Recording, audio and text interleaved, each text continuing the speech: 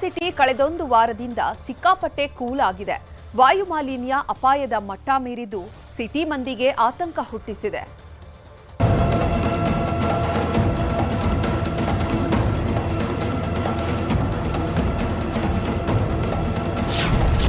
ಸಿಗರೇಟ್ನಷ್ಟೇ danger Bengaluru climate. ರಾಜಧಾನಿಯಲ್ಲಿ ಹದಗೆಟ್ಟ ಗಾಳಿಯ ಗುಣಮಟ್ಟ.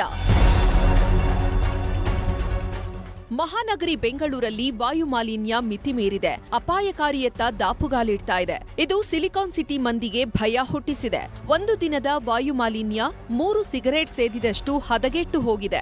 ಈ ವರ್ಷ 2 ದಿನ ಮಾತ್ರ ಉತ್ತಮ ಗಾಳಿ ಇತ್ತು ಅನ್ನೋದು ಗೊತ್ತಾಗಿದೆ. ಕಳೆದ ವರ್ಷಕ್ಕೆ ಹೋಲಿಸಿದ್ರೆ 22% ಗಾಳಿಯ ಗುಣಮಟ್ಟ ಕುಸಿದಿದೆ. 2020ರೊಂದಿಗೆ ಹೋಲಿಸಿದ್ರೆ ಈ ವರ್ಷ ದುಷ್ಪರಿಣಾಮಕಾರಿ ಗಾಳಿಯ ದಿನಗಳು ಹೆಚ್ಚಳವಾಗಿದೆ.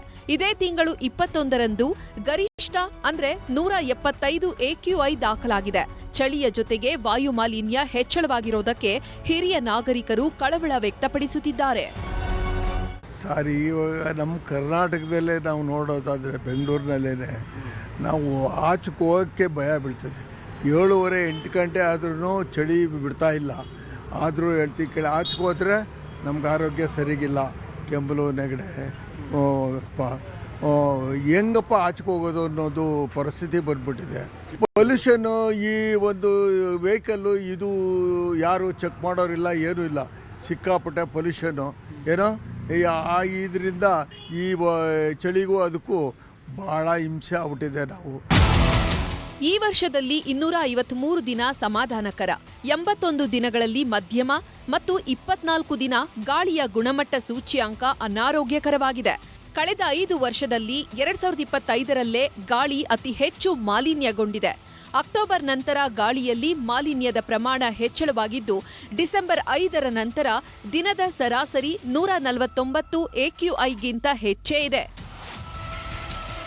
ಬೆಳಿಗ್ಗೆ ಆಯಿತು ಅಂದರೆ ಚಳಿ 10 ಗಂಟೆ ಹೋದ್ರೆ ಚಳಿ ಹೋಗೋದೇ ಇಲ್ಲ. ಚಳಿ ಅಂದರೆ ಯಾರು ವಯಸ್ಸಾದವ್ರು ಈಚೆನೇ ಬರೋದೇ ಇಲ್ಲ.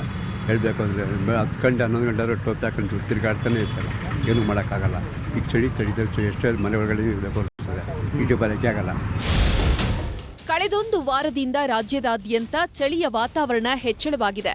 ಇದೀಗ ವಾಯು ಗುಣಮಟ್ಟವು ಅನಾರೋಗ್ಯಕರ ಸೂಚ್ಯಾಂಕವನ್ನು ತಲುಪಿದ್ದು ಸಿಟಿ ಜನರಿಗೆ ಆತಂಕ ಹುಟ್ಟಿಸಿದೆ. ಶರಣು ಹಂಪಿ, ನ್ಯೂಸ್ 18 ಬೆಂಗಳೂರು.